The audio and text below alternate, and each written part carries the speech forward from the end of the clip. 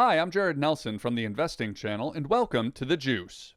Friday's jobs report continued months of strong gains, but the labor force participation rate remains exceptionally low. The U.S. labor force grew by 304K, while the total unemployment dropped by 243K.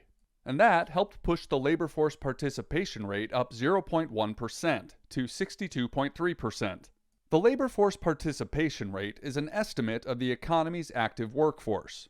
It takes the total civilian labor force, which is everyone employed or looking for work, and divides it by the civilian non-institutional population.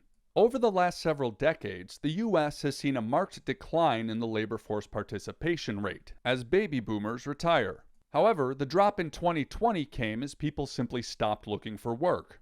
We need to see the rate move back towards 63% before we start to see labor demand ease. However, we may already be seeing signs of this happening. With hourly wages only rising 1 cent from last month, demand for labor may either be slowing or employers are giving up. Either way, lower wage growth is good for stocks with heavy labor, such as grocery stores like Kroger, Walmart, and Costco.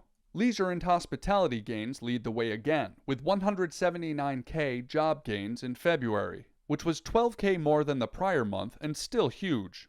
The unemployment rate in this specific sector is down to 6.6%.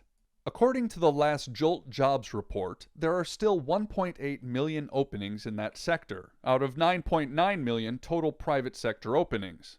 The gap between labor demand and supply is still wide, if not expanded in the last 6 months. The bottom line is this. The low labor force participation rate suggests there are still people out there who have yet to re-enter the workforce. We need them now to help cool inflation. The long-term implications of the participation rate are somewhat worrisome. We need to see our workforce grow through either higher birth rates or immigration. Otherwise, we'll have a lopsided age-related economic gap that could send the U.S. into a stagflationary environment like the 1990s. For investors, that could lead to a multi-year sideways market, similar to what we saw in the 1970s. That type of environment favored those who waited for discounts on stocks with solid cash flow, such as Apple, Walmart, Intel, and other large blue-chip names. That's all we have time for today on The Juice. Click follow and subscribe to The Juice email for your daily dose of market minerals.